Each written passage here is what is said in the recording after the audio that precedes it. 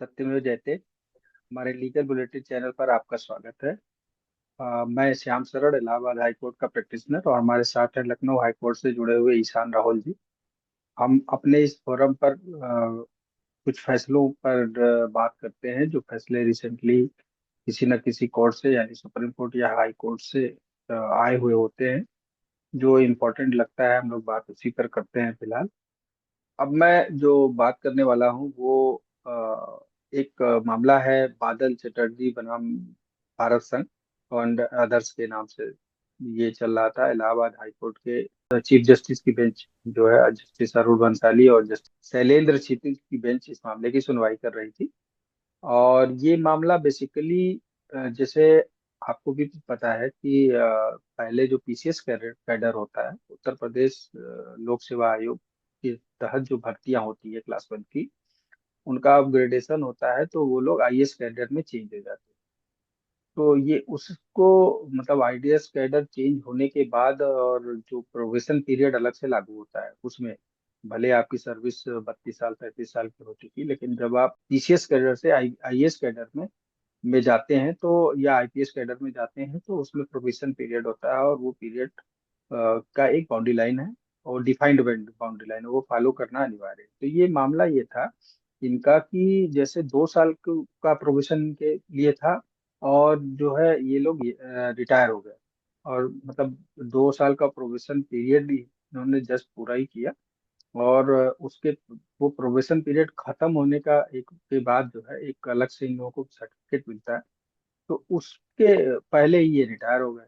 अब रिटायर हो गए तो इनके जो साथी सेम बैच के, मतलब दूसरे लोग थे, उनको जो ग्रेड था सैलरी ग्रेड का, तो एक तो ग्रेड पे होता है और एक बेसिक सैलरी होती है। तो बेसिक सैलरी जो इन लोगों की थी वो डिफरेंट थी।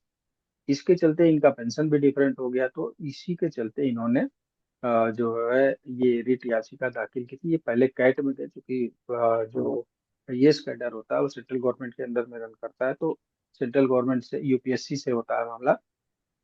तो वो कैट का मामला होता है। सेंट्रल गवर्नमेंट के सारे मामले पहले कैट में जाते हैं, फिर उसके बाद तभी इधर आते हैं, अगर चैलेंज हो रहा हो तो जो है इन लोगों ने रिटायर होने के बाद अपनी सैलरी को रिवाइज करने और उसके हिसाब से पेंशन को करेक्ट करने की मांग की थी। और उनका जो रेफरेंस दिया गया था वो 31/10/1956 का एक 66 का एक ऑफिस ऑफ मेमोरेंडम है, जो रेगुलेशन 1955 के नाम से जाना जाता है। और ये भारत सरकार का है, और इसका क्लास 4 जो है वो कहता है कि जो है याचिकाकर्ता जैसे, मतलब जो लोग प्रोबेशन जस्ट पूरा करने के तुरंत बाद ही रिटायर हो जा रहे हैं, कि उन लोगों के लिए डायरेक्शन है। और उसमें कहा गया है कि रूल्स 1954 का नियम 7 एक प्रोबेशन द्वारा फाइनल, मतलब प्रोबेशनर का जो फाइनल क्लियर करके वो कैडर चेंज में तभी होगा जब उसको एक एग्जाम देना होगा। लेकिन ये एग्जाम कराने की जिम्मेदारी जो है वो डिपार्टमेंट की है, ये कंप्लेनेंट की नहीं है या किसी एम्प्लाई की नहीं है। तो अगर आपने एग्जाम समय से नहीं कराया, तो आप ये नहीं कह सकते कि उसका कैडर चेंज नहीं किया जा सकता, और उसको फायदा देने से मना भी नहीं कर सकते। ये यहाँ की बेंच का कहना था, दो जजों की बेंच जो सुनवाई करते थे। और ये जो है आईएएस कैडर हो चुका था, और पीडीएस पीसीएस, मतलब जैसे होता कि जब तक आपका पूरा कैडर चेंज नहीं होगा तब तक चीजें जो है आधी इधर की होती हैं आधी उधर की होती हैं। तो उसके बाद कोर्ट ने ये क्लियर कर दिया कि नहीं, इन लोगों को देना ही होगा। अब इस मामले को पहले सेंट्रल, जो कैट बोलते हैं, सेंट्रल एडमिनिस्ट्रेटिव ट्रिब्यूनल, वहां पे चैलेंज किया गया था। बादल चटर्जी बनाम यूनियन इंडिया एंड 4 अदर्स के नाम से इस केस को दाखिल किया गया था।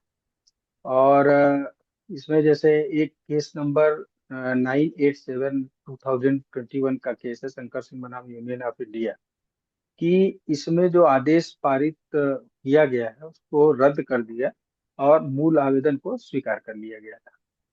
तो विभागों को निर्देश दिया गया कि ये जो है, जो याचिकाकर्ता हैं, इन लोगों को 20 जून 2013 से 67,000 से लेके और 89,000, 67,000 टू 79,000 रुपए के वेतनमान में के आधार पर उनकी सैलरी की गणना करें, और फिर उसी के आधार पर उनकी रिटायरमेंट की तिथि भी की गणना भी करें और पेंशन भी रिवाइज करके उसको जारी करें। और पूरे संपूर्ण पे, चाहे सैलरी का पार्ट हो चाहे पेंशन का पार्ट हो, सब कुछ 6% वार्षिक की दर से जनरल ब्याज देने का भी आदेश कोर्ट ने कहा है।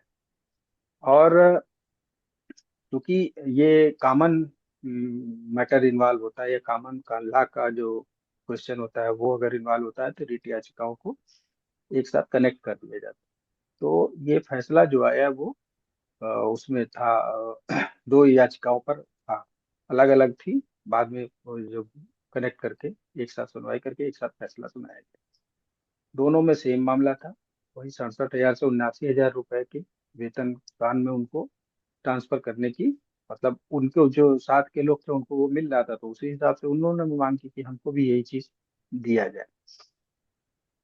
जब इसमें जो है ये था कि ये लोग 1979 बैच, 1979 बैच के में ये लोग पीसीएस क्वालिफाई करके उसमें शामिल हुए थे।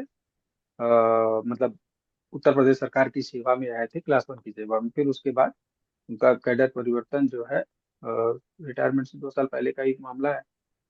अब उन्होंने पूरी सर्विस उनकी, मतलब कहीं से कोई ऑब्जेक्शन नहीं था किसी तरह से।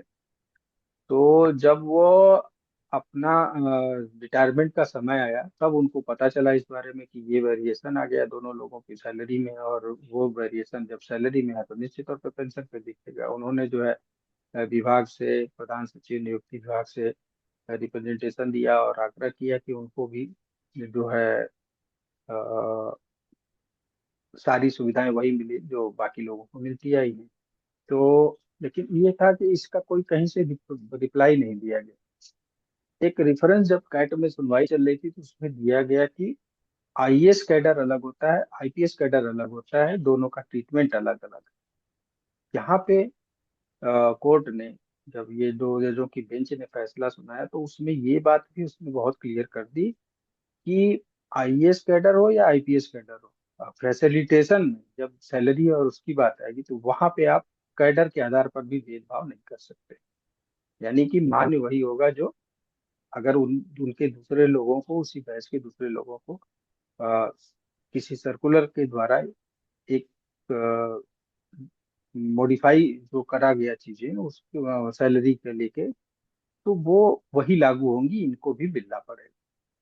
तो ये कहते हुए कोर्ट ने जो ट्रिब्यूनल का आदेश था उसको खारिज कर दिया, और ये आदेश दिया कि जो है इन सारी चीजों को, सारी सुविधाएं जो है इनको, जो भी इन्होंने वेतन की डिमांड की है और जो भी पेंशन की डिमांड की है उसको भुगतान करें। तो फिर अभी के लिए धन्यवाद। फिर मिलते हैं नए वीडियो में। Thank you so much. नमस्ते। नमस्ते।